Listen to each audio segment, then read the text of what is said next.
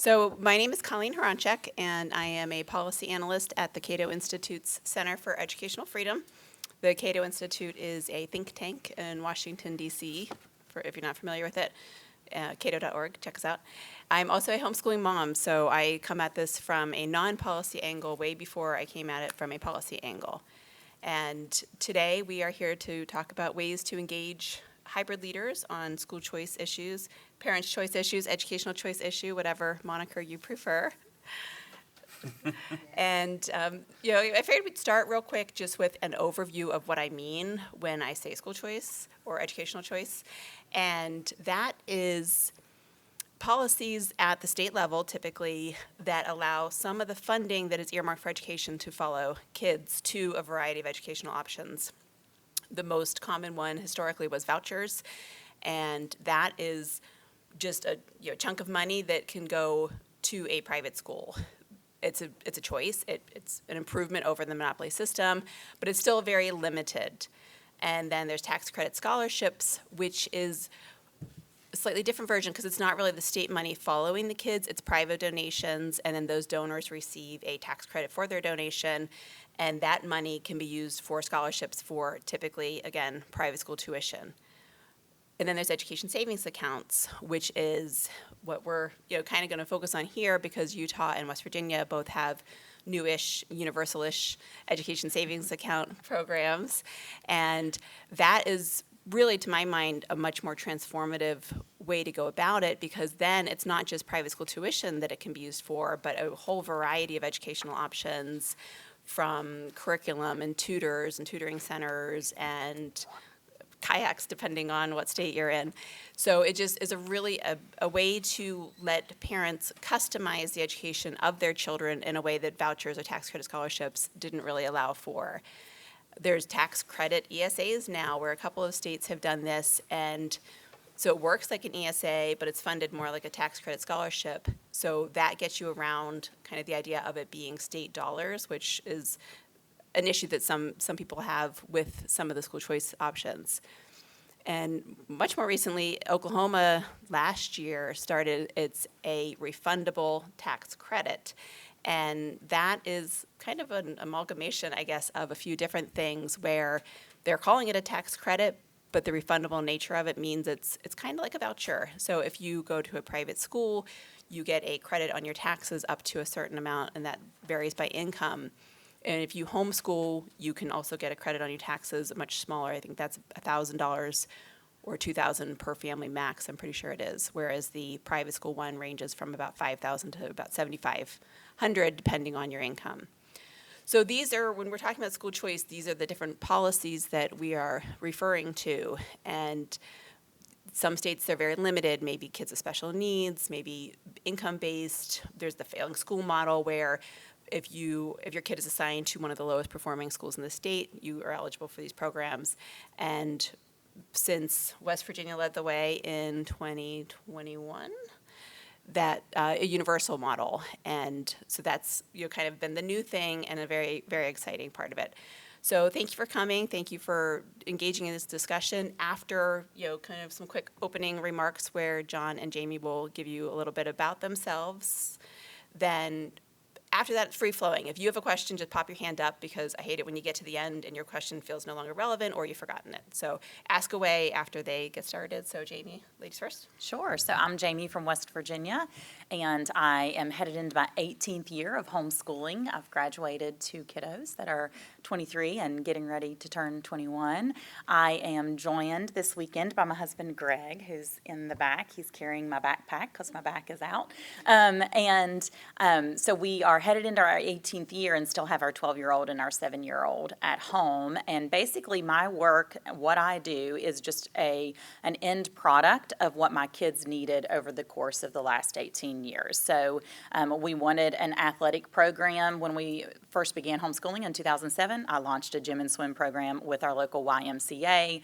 We wanted more academics as they got older. I launched hybrid classical academies and ran those.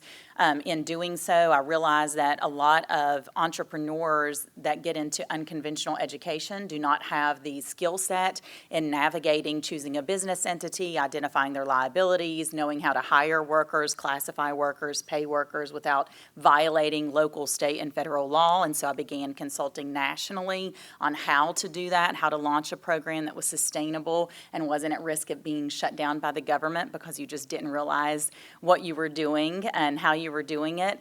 And that's kind of where I was when I was appointed a legislative liaison in West Virginia for homeschoolers.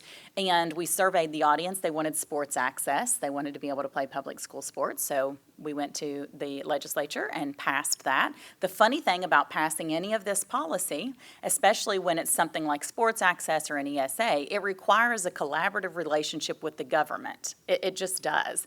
And so I stuck around to implement that sports access and built a statewide network of homeschooling families that when the Hope Scholarship passed, I was asked to kind of launch an organization and take all of that work into West Virginia Families United for Education. And so now we guide parents and support providers through the transformation of K-12 education in the Mountain State. That's what we do.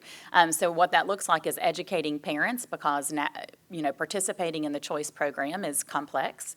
And so we help them understand what they can do, what they must do. And then we work with school founders, entrepreneurs, tutors, curriculum publishers, what have you, anyone who can receive that HOPE funding on how they can participate, what they can do, what they must do. I joke that that's basically what I do every day is tell people what they can do and what they must do. So I'm glad to be here and thankful for Colleen for having me. And I am John England. I have been described as a once promising public school educator who has turned to the dark side. I have 14 years experience as a public school teacher and principal.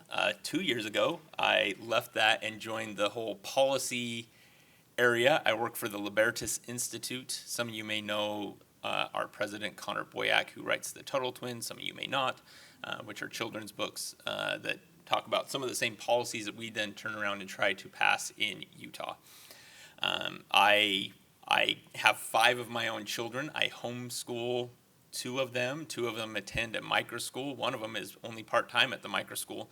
And we're just constantly iterating what we want our education to look like for our children. And so I am, as a former teacher and principal, I'm inspired by you guys as founders going out and making your educational dreams happen.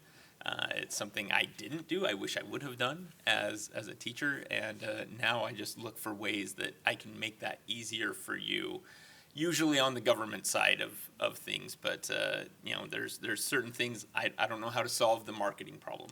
I don't, but I can work with the government to lower things like zoning regulations and building occupancy regulations. And so that's what I do. And that's why I'm excited to be here and have this conversation today. So one thing I thought would be helpful to start with is, Jamie, you were involved in, as you mentioned, homeschooling and all this well before the ESA. But how did you first get involved? Because I think the first step sometimes is the hardest. Let's say I'm a homeschooling mom, or I'm thinking about starting a hybrid school, or maybe I already have one. But how did you first get involved in connecting with lawmakers? And was that scary? How did you get past those initial fears and build those relationships?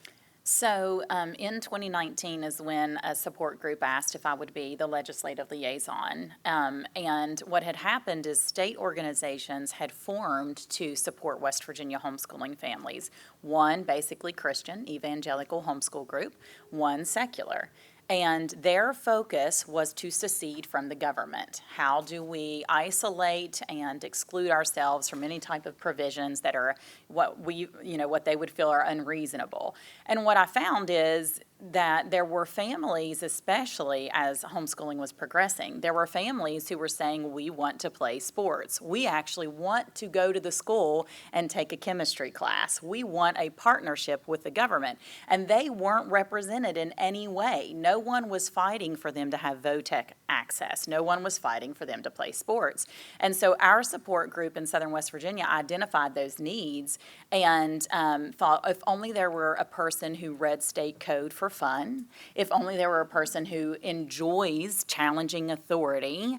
My husband loves that about me as well. If only there were someone who would just go voluntarily and argue with lawmakers to help expand options. And then God was like, oh, there's Jamie, and all those unique things about me. And I drove, I got a parking ticket. I hadn't been to our state capitol in, I don't know, 20 years maybe, since I was a kid. And I drove up, got a parking ticket, did not know where I was going, was incredibly intimidated by walking in the building, got lost several times, had to ask people, what office, what is an education committee? Like, I knew there was a House, I knew there was a Senate, but all of that was very fuzzy.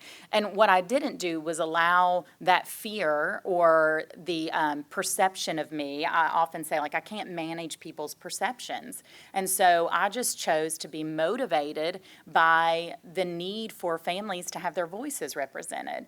And what I found was that the lawmakers were not necessarily educated on any of this. They absolutely had no idea. The Education Committee, the men and women voting on whether or not children could play sports, had absolutely no idea that you could do virtual school through the public school system and still play sports. So they kept saying, oh, you got to walk the halls. And I'm like, no, these kids are not walking the halls anymore. And they're playing. And they're like, absolutely not. That can't be possible. I'm like, yes, this is what the law is. So I would just encourage anyone who's looking to get involved in policy. There's a huge learning curve. If you feel like you have to understand everything just to get started, you will never start. You will remain in analysis paralysis, and you will never take another step forward to figure out how to be involved. But just remember, the lawmakers are people, and they actually work for the people. And so going to them and communicating those needs, they have to hear what it's like for families who are looking for more opportunity. And often in those conversations, you can feel like, well, I'm going to disparage the public school system, and it's going to get into a back and forth. I've never disparaged the public school system. I do not call them government-run schools. I've tried to be incredibly diplomatic, and I've just built a lot of relationships because I'm like, you have your job to do, and I have mine. So You're famous for being diplomatic. I try. So, John, you come at it from a different perspective. You were in the system, part of the system. You left the system. How do you navigate that and building relationships both with maybe your former colleagues, with lawmakers now that that's your job, and then bringing parents along to get involved like Jamie did? I think what Jamie said there is a really important aspect of the whole political process.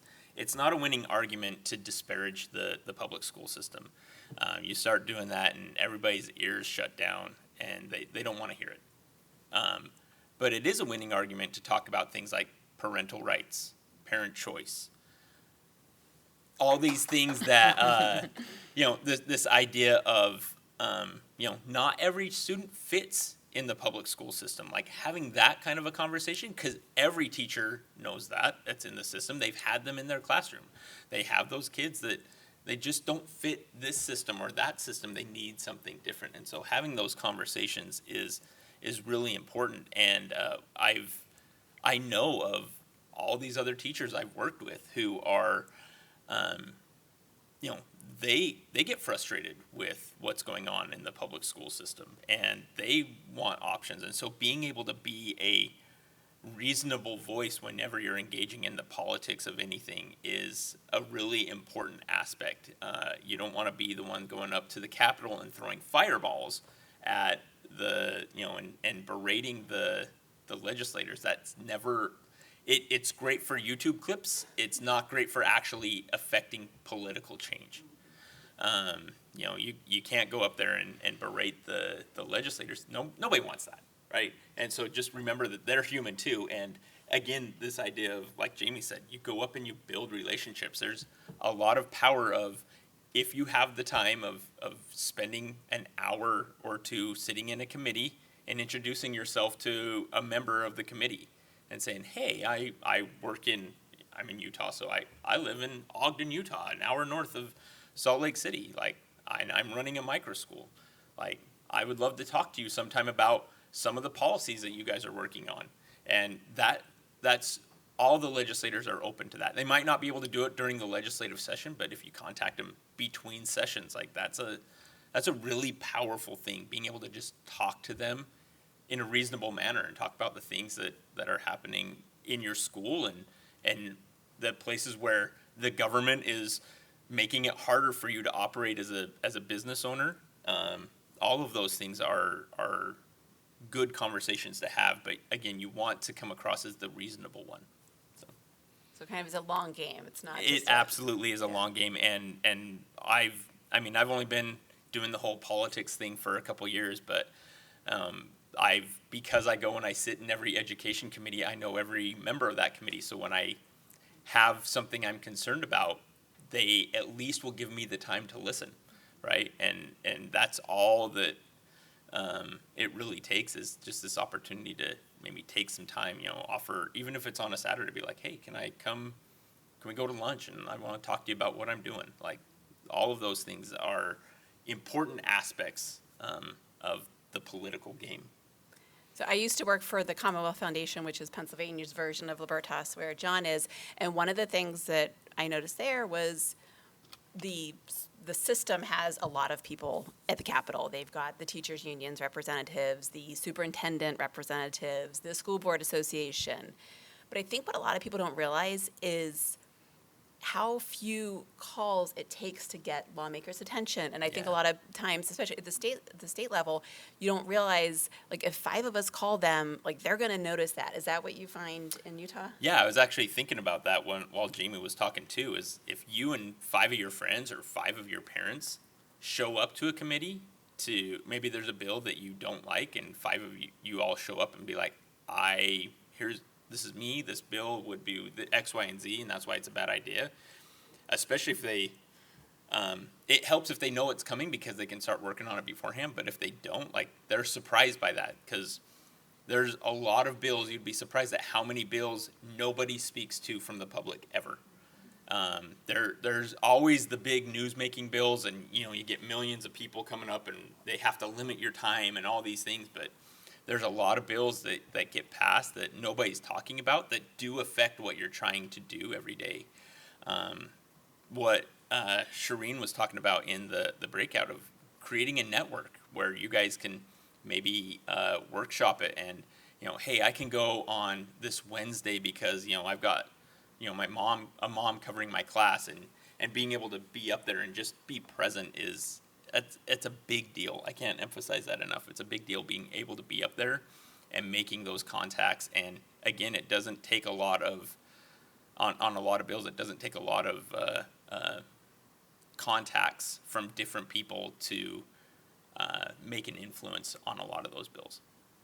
So just to get a sense of the audience here, who here is a school leader or works at a hybrid school, micro school type of a thing? Okay, almost everybody. That's awesome. Okay, so, and how many of you guys have a program, like a school choice type program in your state at all, or that you participate in? Okay. The legislature is debating as we sit here. What state are you? Tennessee. Oh, okay, yeah. awesome. Yeah. So, Jane, go ahead. Okay. Wow, yeah. Are you opposed to it because of like government overreach concerns? They're going to put the Department of Education in charge of determining who gets the money. Okay. Yeah, that's not the best approach. Accredited or qualified, and it's just, handing the Department of Education a big stick to beat everybody up with. Right. Well, that is a great segue because, so Jamie, being involved prior to the ESA, how were you able to engage in the process as they were working on that legislation? And if so, do you feel like there were impacts that you made? And if not, would it have been better if you had been? Yeah, do you want to ask your question first? Oh, you've got it. I think so, because it may influence. Okay, it sure. will influence your answer. In keeping with the gentleman, I'm in Georgia, and I hate Georgia's law and don't think it should have passed at all. Why? Because once you get something in law, it's so hard to change. It becomes even more difficult. To his point, the correct solution for parents, in my view, is not to advocate for a particular law or something. It's instead to oust the legislators who will not embrace the entirety of parents' choice and the freedom that goes with it constitutionally, period. Because giving the Department of Education a stick, whether it's, I don't care whether it's Arizona, which seems to be good, yet they still get to make decisions for parents and Yeah. accreditation and everything Sure. else. It's, I mean, part of your intro was what you're allowed to do and what you're not allowed to do. It makes my skin crawl to hear those words. Sure. You know, short of hurting your kids, government shouldn't have any power to allow us or to prohibit us to do anything. We Let's don't need talk, permission. let's talk about premises, if we will. Like there's a premise that we operate from, right? Like where our origin or our worldview is. And as I mentioned, there are traditional homeschoolers. By the way, I do not call public schools traditional. America is a baby. The public school system is a baby, if you look at it in comparison to the world and world history, right? So America is young, and the public school system as we know it is young. It is conventional. It is not traditional. It's not a tradition that has been handed down through our lineage. It is very conventional. And so when we, when the opposition to using public funds, when we look at the audience of opposition, those who are not a fan of using the public funding or creating these programs, which then could increase regulatory provision or oversight over freedom fighters, there are different camps. There are traditional homeschoolers who are saying you're giving this government the power and the freedom to now stipulate. It will, in effect, change the way traditional homeschooling looks. It will change which families participate, how they participate, and no matter what, because that point of origin, the source of that funding is coming from the public, then it will trickle down and you'll have families choosing curriculum because they are participating in that program versus this curriculum over here that's not participating, right? And that's true. That is true. So then you have the public school opposition that wants to say, well, you're diverting funds away from the local public school, which drives me nuts because that means that I birthed 4 children, one of them a home birth, because that's how kooky I am. You get some homeschoolers together and they'll start, no, I bake my own bread. No, I had my kid at home. So, but you have this camp of the opposition that our public school, we're diverting our funds. Well, that means that I birthed my children to fund the public school system, and that's not exactly why I birthed my children. So I birthed them to bring life and to be the responsible party for their decision making or in the decision making. So when we look at the different camps, the public schools say we need to fund the system and this is diverting the funding away. Opposition from traditional homeschoolers, we need to preserve our freedom, expand and protect traditional homeschool freedom, and participation in this could chip away at that. And I hear all of you, and you are arguing from an incredibly philosophical, the principled position. If this happens, we're going to see unintended consequences, and it is going to break down a lot of what has been fought for and is sacred and whole. You're right. But I live here in southern West Virginia, and so I'm incredibly pragmatic. I'm new to economics. And the idea of scarcity, once it was described to me, I thought, well, let me bring you to southern West Virginia. If my kids wanted a program, you heard me say that, I built it. And that is just a reality. My name is known throughout the state as the pioneer for launching this stuff, for building this stuff, because it didn't exist. And there are families who need an alternative to the public school system. And if I spend my time, quite frankly, waste my time fighting compulsory law, these families do not have another option. And how many of those children are held captive in a public school setting that is not working for them because I'm focused on my principles and my ideals? So I hear you, and I'm kind of thankful for the Dr. Brian Rays of the world who fight and say, don't let the government get involved. They have a job to do. I think we should be pushing back and ensuring there's freedom. But these kids want to play sports. And if they play sports, they have to take a test, and I'll tell them which test. Because I actually believe the parent is the decision maker, and if the parent chooses to participate in an ESA, who am I to stand in the way of a parent participating in an ESA? So to me, it's those premises of where you're operating, the ideals. I'm pragmatic, and I would argue that I help more families leave the public school system with the Hope Scholarship than I was ever able to do under traditional homeschooling. And I'll just add to that. I think it was Thomas Sowell who said, there are no solutions. There's only trade-offs, right? The reality is, and I'm with the philosophy of like, look, the parents are the ultimate deciders. Like that's what it should be. The reality is, it's not. We need to get there, and we need the people who are pushing for that.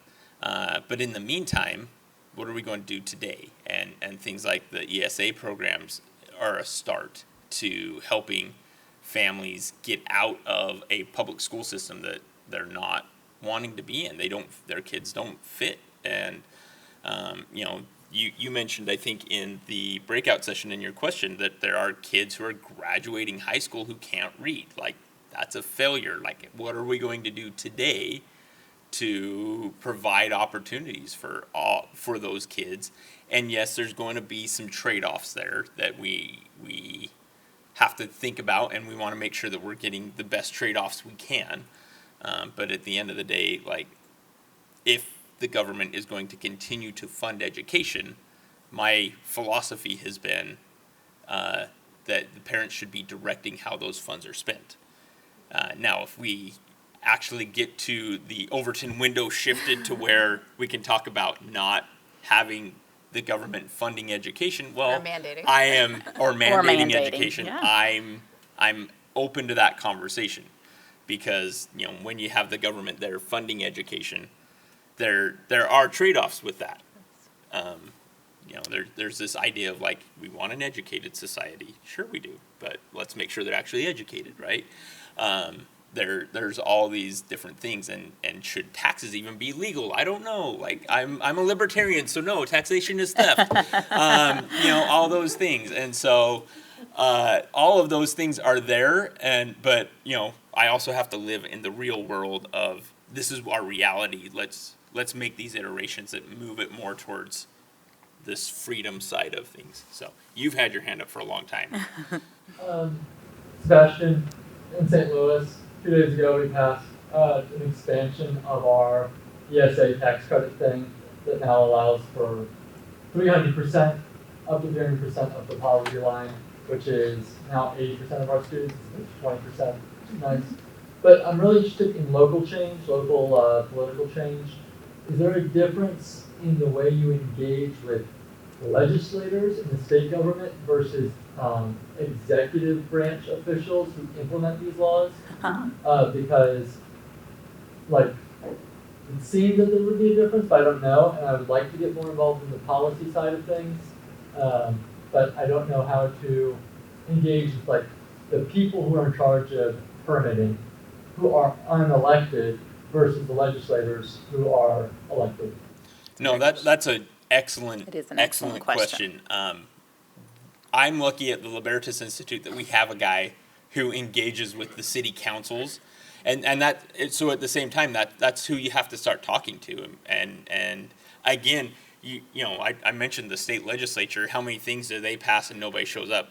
Oh, the cities and the counties are worse. Like, the only time they show up is like maybe once a year for the one thing, but the cities and counties are meeting once a month, at least. Some of them are twice a month, to discuss, the general plan, and you have this zoning or you have that zoning, and that, again, it takes far fewer people if you're showing up once a month to those city council meetings and getting to know your city councilmen and the people that work around them, whether it's the permitting office and all those things. You start to get a lot of influence. They might not always listen to you, but they know that you're there. I'm totally surprised. I show up to my state board meeting every month, and I don't even. State Board of Education. State Board of Education. I'm surprised. I don't speak to a lot of things because we've taken the stance of like we're going to let the public schools what they want to do. The only time I get involved is when it affects the things that we care about. And just by being there once a month, when I've only spoken one time. I've been doing it for the last 2 years, and they listened. They changed what they were doing because of like, hey, I think maybe you should change the wording this way to make it more free so that it's maybe working on the legislative intent or whatever it is. And it's amazing how, again, just being there, if you show up once, they're going to ignore you. It comes down to relationships with all of those, and there's a lot of government officials, and I'm sorry, I want to change. Again, my libertarian heart is saying we need to change all that and get rid of as many government officials as we can, but it's the same philosophy. It's all politics, all policies, all city ordinances. It all comes down to relationships with those government officials who unfortunately have so much control over what we can do with our property and what we can do with our kids. So a starting point is finding out when these groups meet and just Yes. showing up, Yeah. basically. So, have any of you in here studied Latin, taught Latin, or a student of Latin? I tutored in Latin, but I'm just a student of Latin because I really don't know what I'm doing. But a highly inflected language, meaning you've got like this stem, and then you have all of these parts. And if you've not identified what these parts do and how they do them and what their purpose is, you change the complete meaning of what's happening. Not so much in English, but in Latin, it's just a highly inflected language, and then, of course, the derivatives, Spanish, less inflective, but more inflective than English. I think of policy in that framework. So lawmakers pass policy, and I would say 2% of the lawmakers in West Virginia at the state level, the House and the Senate, understand what that policy will do and what it will not do, okay? And I would argue that the lobbyists who are paid to influence them, and if you've not been introduced to the disgusting world of lobbying, sorry, but I'm a lobbyist. and I've voluntarily lobbied. So, but it is a disgusting. Like, you think you elect these officials, it's the lobbyist, it's the money. It is. And John said earlier, you don't want to throw bombs and be guilty of like blowing up the grenades or what have you. It's not effective in the legislature. It's not effective in council members. It's not an effective way to build relationships, right? It's an incredibly effective way to get donations.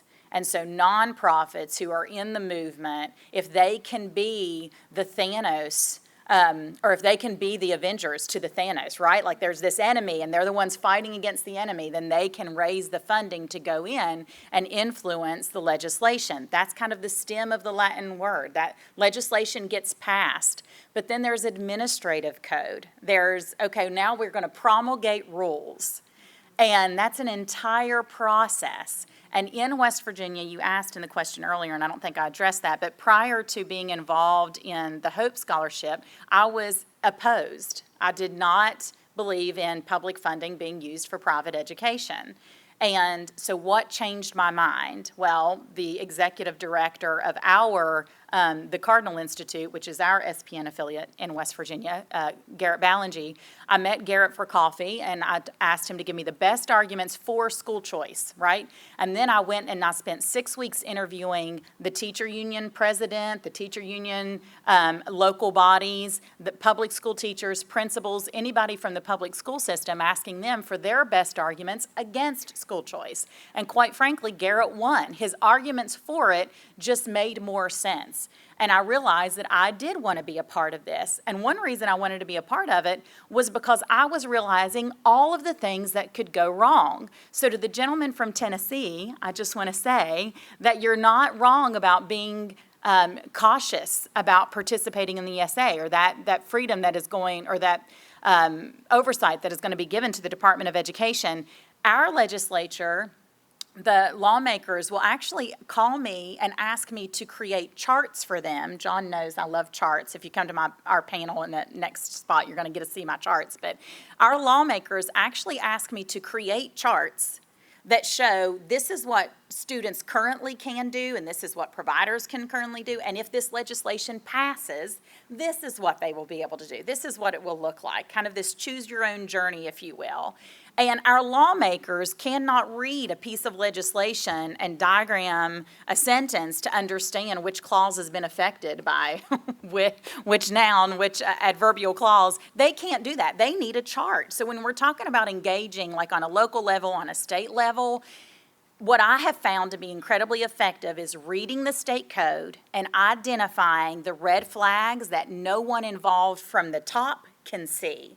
And this is how I have won over the lawmakers at every single level, is knowing what these policies will actually do. When they were promulgating the Hope Scholarship, they added in one word into the rules that changed the entire code. And that was, when they passed it, every school participating vendor could not discriminate based on the federal religion, the federal. But in promulgation of rules, they added in state.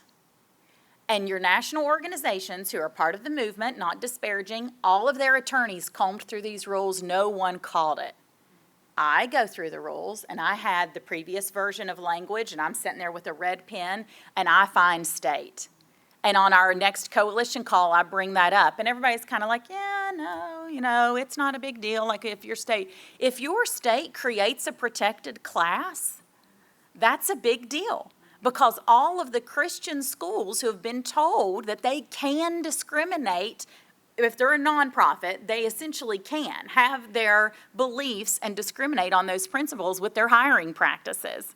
Well, if you change that to state, they cannot. And you've built, how 7 years of a school taking Hope money, and then they're forced to either change their entire admissions process based on that one word. And no one, even the lawmakers, nobody cared. It's still in there. Nobody fought it. Nobody challenged it. If I'm a school founder, I want to know that the word state was added in. Why? So that if there ever is a push to create a new protected class in West Virginia, we need to rally the folks and be able to fight against that. So that's why I feel like, yes, we need to be cautious for ESAs. We do. And for vouchers or tax credits. We need to be cautious. We need to be aware. In fact, I just contributed to an article for Tennessee saying, be cautious. So it's not like it's all unicorns and rainbows. But at the same time, you've got to read it and identify what it will do, what it won't do.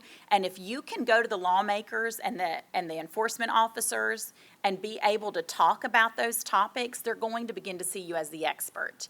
And the state fire marshal calls me. When they're going to go do an inspection, the state fire marshal calls me and asks me his questions. How do you do that? I'm from Oklahoma, so we're going through all of that right now, and my parents say, are you a part of this? Like, can we use this in hybrid school? Are you participating? And so I had to read through it all to try to understand it, and I can't. I handed out, did you get this little card? Yes. Okay. I created a questionnaire, 15 questions that you need to ask.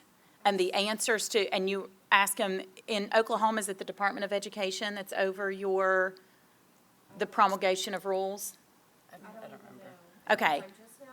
Well, if you download this, you're going to get an email from Jamie from West Virginia, and you can respond back to that email, and I will help you identify who you're going to ask these questions to. But these are the exact questions that every founder needs to be asking before they choose to participate in a program, because you need to understand what vulnerabilities you're opening yourself up to when you choose to participate. What happens, like, I ran into, nobody knows what I am. Especially my city. I've had the fire marshal. I've had the city inspector on my property because I ran my hybrid school in a barn on my property. Mm-hmm. And I don't know how they found out I was there, but they all just came to my house, and then it was this immediate sweat panic. I have these 54 families, and I'm going to have to tell them 2 years into our thing, I'm about to get shut down because nobody knows what to do with me. Like, they wanted to limit my students to only 12 because my zoning says that if you have an in-home daycare, I have 15-year-olds at Download that and respond to that email, because I've been doing that, but I've been doing that 10 years. Before this movement, some of us were breaking laws 15 years ago, right? Like we were It should. It made my husband real nervous too, but here he is. What are you doing? And I'm like, I just want this for our children. But the reality is that the government needs you to fit into a spreadsheet. They need you to fit into columns. They need you to fit in the rows. And when you don't, they don't know what's applicable to you. It's like the Latin, translation. Like here's a stem. Well, I don't know what to do with this. It's not systematic to the point where I can deduce what you are. Right? It literally said that sentence.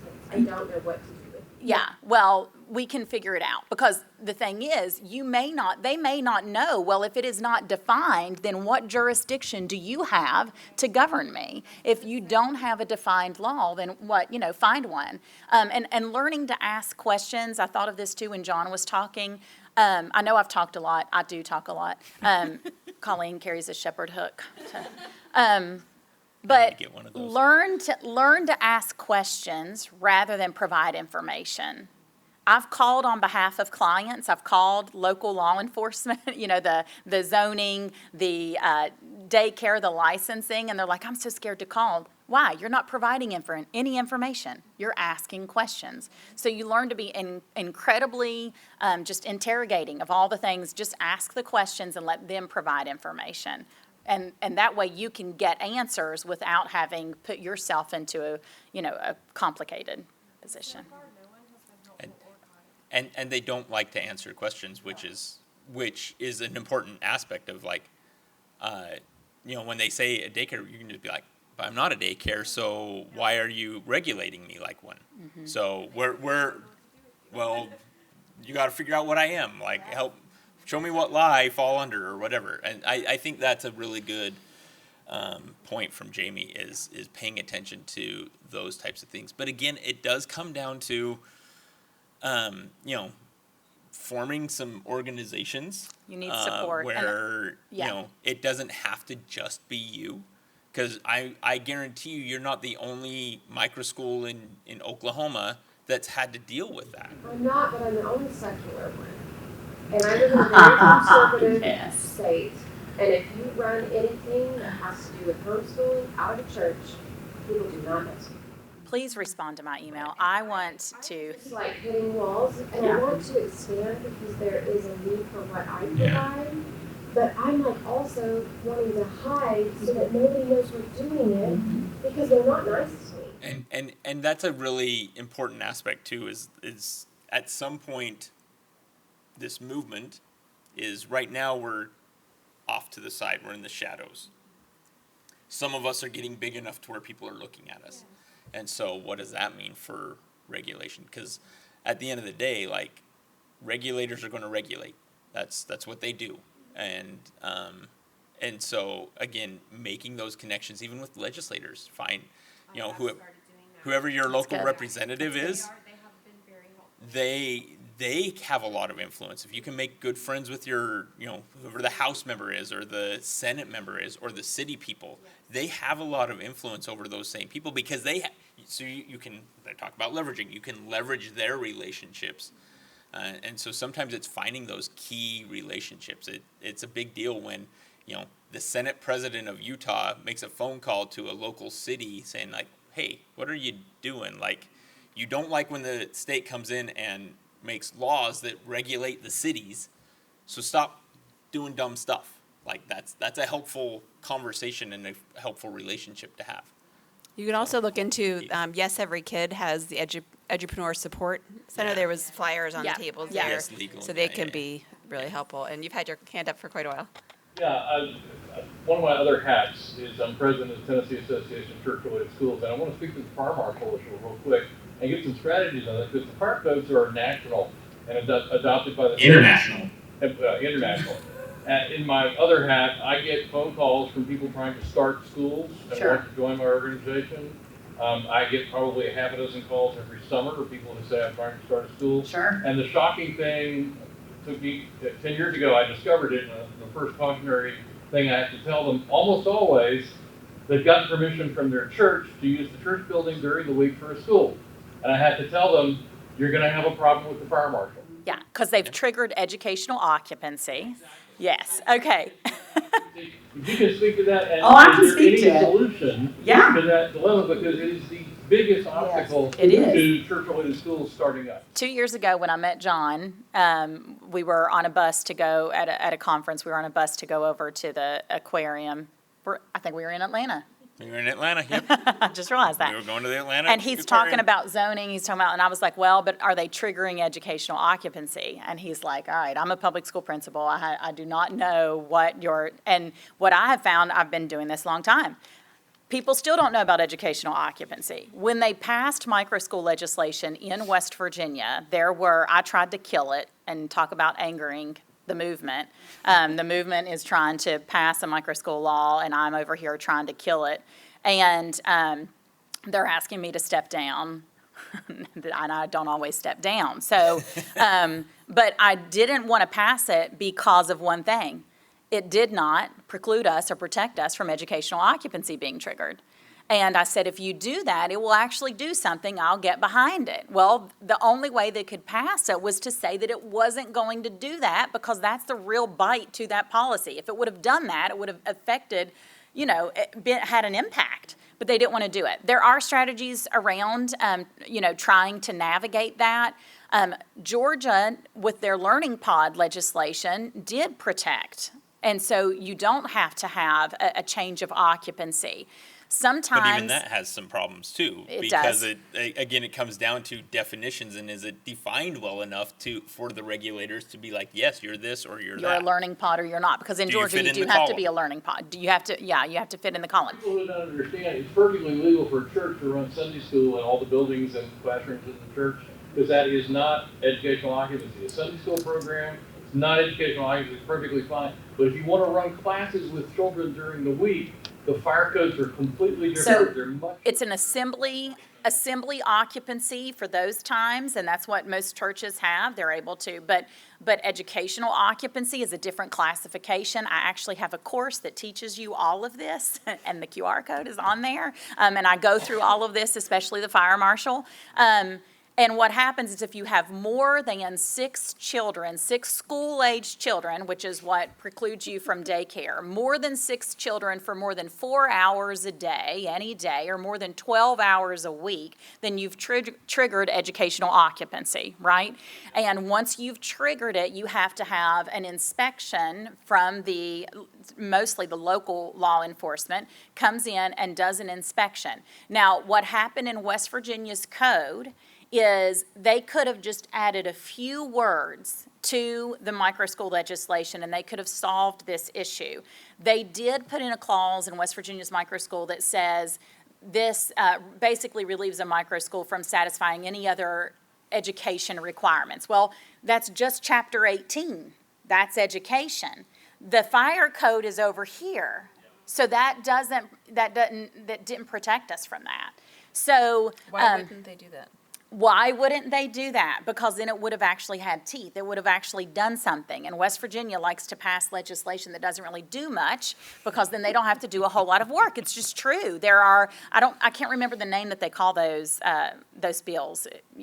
There's a name that they call it, but it's basically just for peacocking, just for fluff, right? Because we'll pass this, it doesn't really do a whole lot, so there's not going to be a lot of a ripple effect. But the micro school legislation that we have did one thing and one thing alone. It took, if you're a part of the micro school, your child, instead of turning in individual assessments in 3rd, 5th, 8th, and 11th, you now can turn in a composite. So you can say these 15 kids, now here's their satisfactory documentation versus this individual child. That is the one thing that it did, but it needed to protect from educational occupancy. But I'll tell you, I have a large ego. I was the first person that I know of in this space to keep harping about educational occupancy, because it is the deal breaker for many school founders, and they rarely have any knowledge of it. The other is they organize as an LLC and they start operating in a church and they're violating their property tax exemption. That's a whole nother one. But again, These are, and when you participate in an ESA, you're going to like this, Tennessee. When you participate in an ESA, you say, I will be audited. I know that you are going to audit me. If there's any question about anything I'm doing, I open myself up to an audit. We had been participating 6 weeks when I got an official inquiry asking for bank statements, our board, our minutes from our board, any payment that had come to me from my hybrid academy, the entire thing. Well, because I'm Jamie Buckland, that all sits in one file. I responded back, had my board members respond back, and it was closed in 24 hours, right? The Hive micro school that Colleen referred to in her question in this morning's session, the Hive micro school in the Eastern Panhandle of West Virginia got closed down. Why? Because they had no clue what they were doing. They didn't have any documentation. They weren't organized in any type of way. And so she ended up almost being charged for criminal fraud for not refunding the money to the families when she closed down. So you have to be mindful that you can say, well, I mind my own business, I'm doing this. You go to participate, you are saying you can come look at my books. And then you have to be prepared for them to come in and say, are you hiring independent contractors? Are you hiring employees? Have you triggered educational occupancy? Are you violating property tax exemption? And that's why I have a hard time being of the mindset of permissionless education. I think that is the farthest thing from what we're actually doing, because what I'm doing is running compliant programs that won't get shut down. And in order to do that, the law has given us permission to do certain things. And I will say that each state's ESA law is different. So, yes. For example, in Utah, you are not audited unless you have over 150 students. Like, that's when it triggers a financial audit. And now there might be some other audits. Even if somebody makes a claim of fraud? Well, if somebody makes a claim of fraud, that might be different. Because that's a good question. We had a church school, local church, has a school, mom and pop, Southern West Virginia, didn't understand what they were getting themselves into. And they had a parent say they got charged for a transportation fee when they didn't use the transportation. The school founders didn't understand. They were told you've got to charge all these students the same. So they just charged all one flat amount. Well, that transportation fee wasn't applicable to that student, so they shouldn't have been charged that. It triggered a financial audit. They didn't have their act together, and then they shut down. And all of these families who had thought they were going to be able to use this funding are now calling me asking, like, well, what do we do? Where do we go? What are our other options? And so my whole question to the movement is just the local support. Yes, every kid is fantastic. Mike Donnelly is from West Virginia. I've worked with Mike as a homeschooler for decades. What they're doing is fantastic, but you need local experts. If your state doesn't have a local expert that knows how to navigate this stuff, then you find out by trial and error and failure. And no matter how much the free market loves failure, these are kids whose education is disrupted when they're left in a micro school without a teacher and it ends up closing down. Sure. My name is Cosby from Montana, and so we do not have any programming right now, but we do have some charter school bills that one has recently passed, and I think the next one is getting voted on this next week. And so just wondering, I guess, kind of two questions. Like, one, what's your experience with micro schools transitioning into charter schools? And then two, if we have students from other states, we still just have to abide by Montana law, correct? Mm-hmm. Okay. Yep. We had a student from Tennessee, and no offense, but I'm like, I'm gonna get home. Yeah. And it really comes down to, I would say, a couple of different things. Again, it's that idea of like trade-offs, right? If you transition to a charter school, that's a very different and probably more stable funding source. But there's a whole lot of other like regulations. So like in Utah, you have to take the end of year exam every year, whereas if you're a micro school founder, you do not have to do that. And so the two bills, so the one that was passed was like you're attached to a superintendent, you know, kind of fall in all of the boxes. The bill that's being contested right now is you create your own board, you create your own standards. You do not have to have Montana licensed teachers. But when I get into the nitty gritty of like, okay, what does this actually mean? And I call OPI, which is our, our people, no one knows. Sure they I'm don't. like, okay, so if I open tomorrow, let's say this bill passes and I open tomorrow, what kind of funding will I get? What auditing would I have? Are there zoning regulations? And you'd think I'd ask them like what the alien's hair looks like. They're like, I don't even know. And I'm like, well, who do I call? And then no one knows. I call it the scavenger hunt without the key. So you're showing up for a scavenger hunt and nobody has told you what you're actually looking for. So you don't know what vernacular to use. You don't know the language. You don't know educational occupancy. You don't know property tax exemption. Like, you just don't know these things, right? And so you have no idea what you're looking for. But there are others throughout the nation that have been doing this work. Kim is going to be on our panel. Our second panel, I don't know where we are, but where John Next and door. I and Kim and another founder from West Virginia are going to be talking specifically about this. And again, those 15 questions that you can download. But a lot of it is they have not thought through what this legislation will actually do.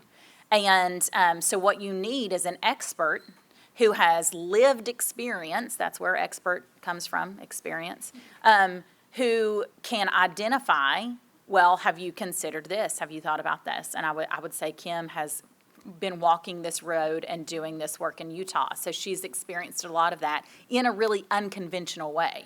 Well, and on the phone, I said, I'm putting all of my savings, Right. I get all the student thing, but I'm putting my family, at risk of liability wise, we want to do what's right, but the day of tomorrow, you come in and decide what I'm doing is illegal. Exactly. Or something. Mhm. And so I've been weary and kind of living in the shadows, just because it's.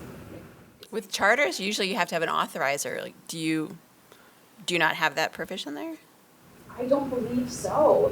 So they're just creating this, again, it's kind of like the blind leading the blind in a sense of I think. That sums up the government. I think they felt like Montana, hey, guess what, guys? We don't have charter schools. We should do that, and then created these two very different bills.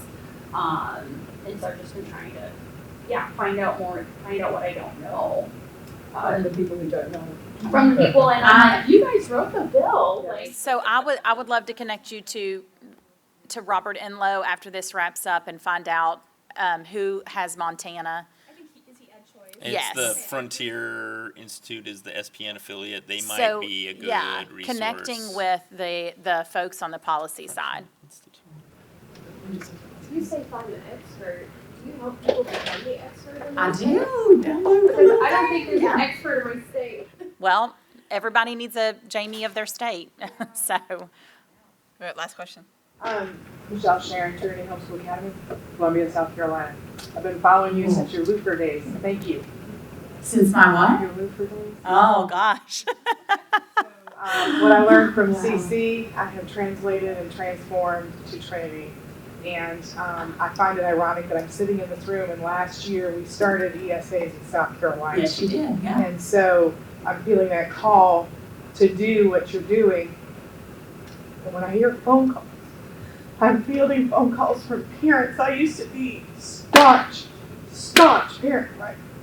But I get phone calls from parents saying, I noticed these ESAs are here. Can we use them? Can we use them? And I know the Lord is prepping us mindfully to grow. We are at 30 families, 30 students, 16 families, 4th year.